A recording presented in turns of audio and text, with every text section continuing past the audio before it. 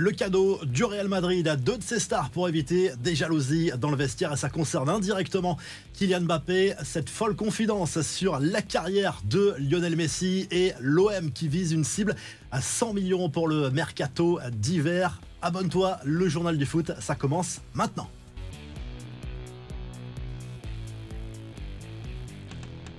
L'actu du Barça pour entamer ce journal du foot et la campagne européenne qui commence bien mal pour les joueurs d'Hansi Flick, battu 2-1 jeudi soir sur la pelouse de l'AS Monaco en Ligue des Champions. Tout est allé très vite dans cette rencontre. Le tournant du match est intervenu au bout de 10 minutes de jeu avec le carton rouge adressé à Eric Garcia après une relance plein axe très risquée de Ter Stegen. Lamine Yamal a marqué son premier but en carrière en Ligue des Champions, mais ça n'a pas suffi pour tenir tête au club du Rocher. La presse catalane accuse le coup au lendemain de cette première claque à l'image du Mundo Deportivo. Dur retour à la réalité après un début de saison pourtant parfait en championnat. 5 matchs, 5 victoires. Il faudra vite réagir, et ce dès dimanche en Liga sur la pelouse de Villarreal. Le PSG a un plan très clair pour l'avenir. Le fil conducteur, c'est la continuité. Le club parisien qui travaille actuellement sur les prolongations de Luis Campos et Luis Enrique. En même temps, c'est la priorité du moment pour la direction. Ça matche bien entre le coach espagnol et Luis Campos. D'ailleurs, pour Luis Enrique, la vraie garantie, c'est d'avoir une totale influence sur le mercato avec un objectif, se rapprocher encore plus de la victoire finale en Ligue des Champions. L'idée, c'est bien de mettre en place un projet sur le long terme. On prend des nouvelles à présent de Presnel Kimpembe, le défenseur parisien éloigné des terrains depuis 1 an et demi maintenant. C'est énorme. Il a rechuté plusieurs fois et certains se demandaient même s'il allait rejouer un jour au football. On en prend le chemin a priori.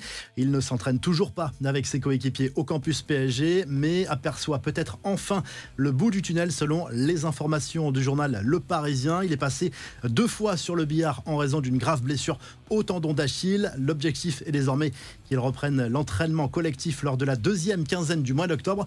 L'international français qui a très envie de revenir au plus haut niveau pour remercier sa direction, les supporters aussi pour le soutien permanent dans cette épreuve. Ce sera sans doute le plus gros défi de sa carrière. À Marseille, on pense déjà au futur mercato et le club olympien a déjà frappé très fort cet été.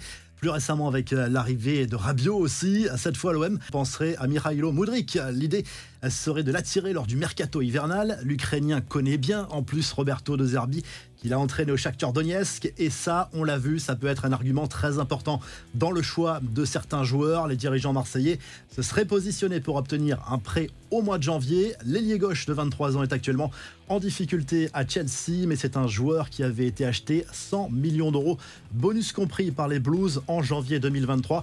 On prend des nouvelles de Jordan Verretou, ex-marseillais parti du côté de Lyon. Il est revenu sur sa fin d'aventure marseillaise, un vrai calvaire de son propre aveu. Ce sont des moments difficiles pour un joueur, difficile de s'entraîner seul, sans accès au groupe pro. La meilleure solution était l'Olympique lyonnais, mais ça a pris du temps et nous étions impatients à lâcher le néo-lyonnais lors d'un entretien accordé à Allplay.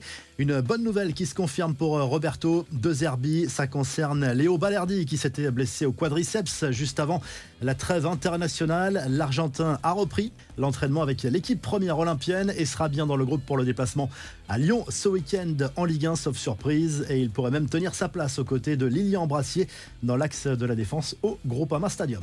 Tout cela nous emmène à l'actu du Real Madrid avec ces infos du média OK Dario. Ça concerne Jude Bellingham, l'international anglais auteur d'une grosse saison en 2023-2024 et qui aurait déjà convaincu sa direction de lui augmenter son salaire. La raison n'est pas que sportive. En fait, l'entourage de l'ancien joueur de Dortmund a demandé au Real d'aligner son salaire sur celui de Kylian Mbappé, arrivé cet été. Tu le sais, on est sur 15 millions d'euros net par saison, même si les chiffres du salaire de l'international français varient selon les sources.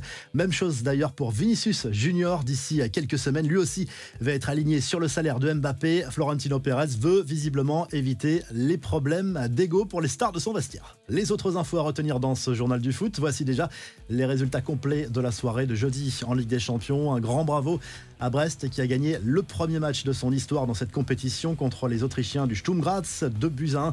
C'était au Roudroux de Guingamp. Arsenal a fait match nul 0-0 sur la pelouse de l'Atalanta avec un énorme Raya dans les buts. Gros match aussi de William Saliba, le français. Victoire de l'Atlético Madrid contre Leipzig avec un but et une passe décisive pour Antoine Griezmann. On regarde aussi le classement complet après cette première journée. Ça reste symbolique, mais le Bayern Munich prend les devants devant le Celtic et Leverkusen. Bratislava, le Feyenoord et Zagreb ferment la marche. L'anecdote folle d'un arbitre sur Lionel Messi à présent, 17 ans après avoir arbitré la demi-finale de la Copa América 2007 entre l'Argentine et le Mexique. Le Chilien Carlos Chandia a fait un aveu incroyable. Il assure avoir évité à Lionel Messi une expulsion pourtant méritée dans le temps additionnel pour lui permettre de disputer la finale, mais aussi pour récupérer son maillot. Ce soir-là, l'Albiceleste avait gagné 3-0, mais ensuite, en finale, les Argentins s'étaient inclinés contre le Brésil. À la suite du procès sportif du siècle en Angleterre, depuis lundi, Manchester City doit répondre devant la justice de 115 actes d'accusation formulés par la Premier League. Il était question de sanctions allant jusqu'à l'exclusion du championnat, mais les médias britanniques affirment que les Citizens pourraient également être bannis tout simplement de la FA Cup et aussi de la Ligue des Champions. Décision finale probablement début 2025. Paulo Fonseca va-t-il déjà faire ses valises du côté de l'AC Milan? Le coach portugais est clairement sur la sellette selon plusieurs médias italiens. Il pourrait jouer sa tête d'ailleurs ce week-end et ça tombe mal parce que les rossoneri vont défier l'Inter dans un derby qui sent la poudre. Le nom de Thomas Tuchel, ancien entraîneur du PSG et de Chelsea, circule dans la presse italienne. L'ancien de l'OM, Igor Tudor, a aussi la cote. À très vite pour un nouveau journal du foot.